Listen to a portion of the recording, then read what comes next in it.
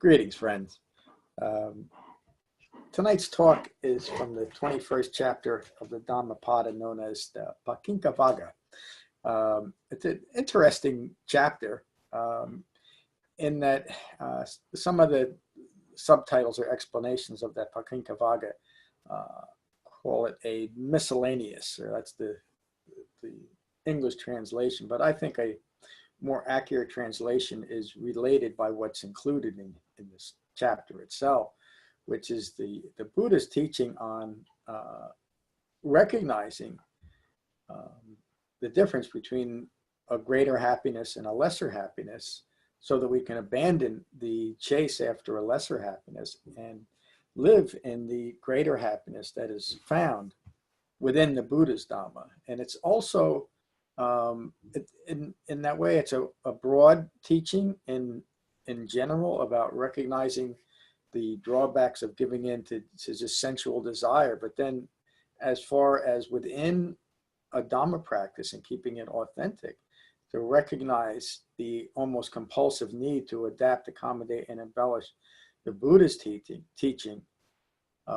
simply because it feels good, or it sounds like something that is a reasonable course of action. And that's the lesser happiness. The greater happiness, of course, is what the Buddha taught, how to develop that. Let me read the chapter.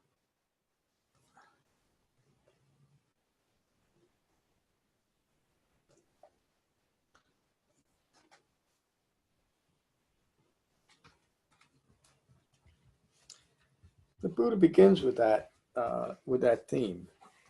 It is by releasing the bond to lesser happiness that the wise develop the greater happiness.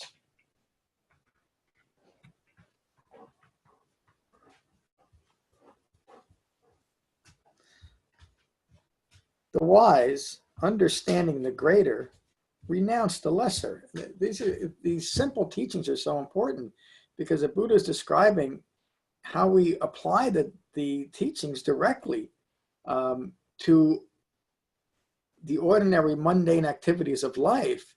And when we can see what's occurring through right view, it's a simple matter of developing the greater and renouncing the lesser. The Buddha continues, those entangled by the bonds of hate, seeking happiness while hurting others, can never be released from hatred.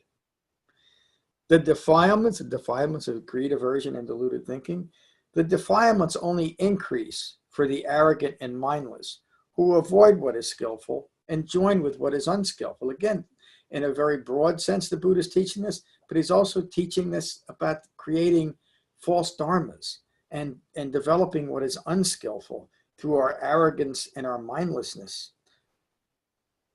The Buddha continues, the defilements cease for those with refined mindfulness, who clearly understand Four Noble Truths, who practice jhana. Again, the Buddha's emphasis on a meditation practice that develops concentration as the sole purpose of meditation. They abandon what is unskillful and develop what is skillful. And again, that has to do with, to understand what is unskillful and what is skillful requires developing the Eightfold Path as the framework for recognizing what is unskillful and developing what is skillful, the Eightfold Path. The Buddha continues, the wise Dhamma practitioner, having slain mother and father, two warrior kings, a tiger, and conquered a country, they travel in peace. So the metaphors are very interesting. Mother and father, in this sense, represent craving. We've murdered them. We take them out. Craving rooted in I making. The two warrior kings represent extreme views, ignorant of Four Noble Truths, and the views that would have us chasing after sensory indulgence, or the other view of severe asceticism or self-deprivation. The tiger represents the five hindrances, and the country simply represents the sixth sense base, which that points to the importance of practicing the Dhamma at the point of contact between the inner world and the outer world, or our inner world and our thoughts, our fabricated thoughts. The Buddha continues. The wise Dhamma practitioner, having slain mother and father, 2 warrior kings, a tiger, and conquered a country, they travel without regret. The wise Dhamma practitioner, always happily awakened, who constantly, the inference here is that the wise Dhamma practitioner will always happily awaken, who constantly take refuge in the Buddha. The wise Dhamma practitioner always happily awakens, who constantly takes refuge in the Dhamma. And the wise Dhamma practitioner always happily awakens, who constantly take refuge in a well-focused Sangha. So the Buddha is referring to the triple refuge of the Buddha, the Dhamma, and a well-informed Sangha. Of course, that implies that you understand what that means. Most people don't understand that if we're going to take refuge in something that called the Dhamma, it has to be the authentic Dhamma, doesn't it? And a Sangha can only be supportive of the Dhamma if it's a well-informed Sangha. And even that first, the Buddha, when he teaches to take refuge in the Buddha, he simply means take an understanding that a human being accomplished just what he teaches. And so any human being can do that.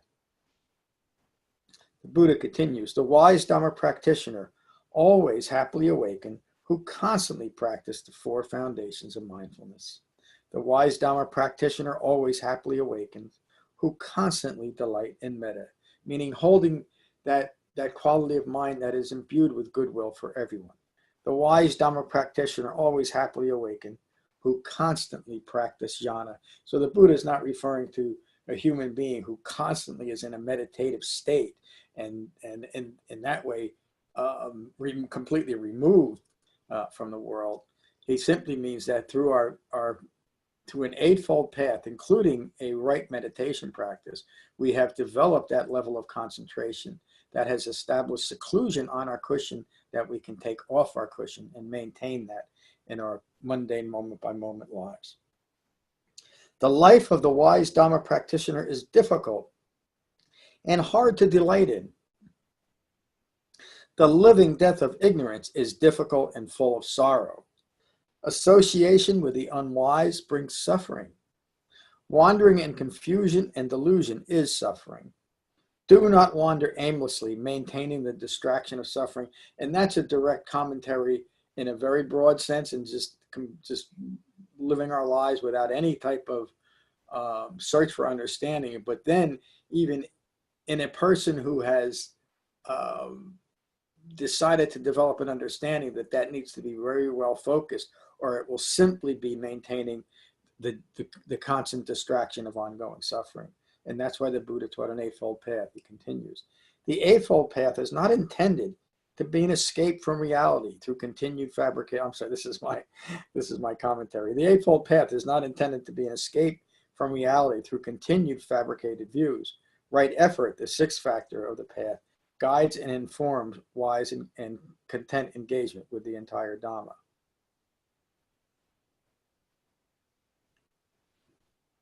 The Buddha continues, with conviction, the wise Dhamma practitioner is endowed with virtue, good repute, and knowledge.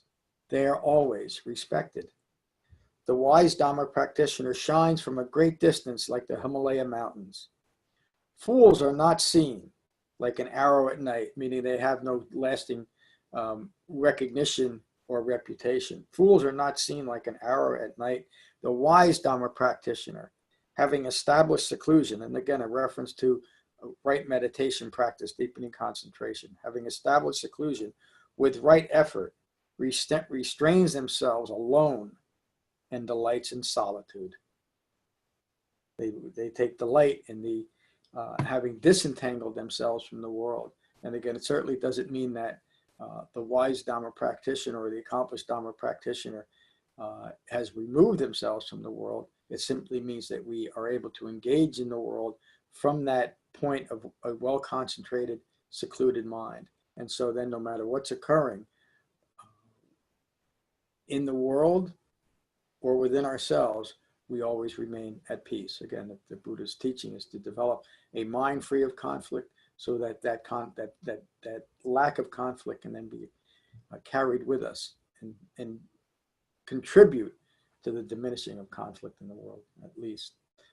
That's tonight's talk. I hope you find benefit from it. And if you do, please consider a donation at becoming-buddha.com. Thank you. Peace.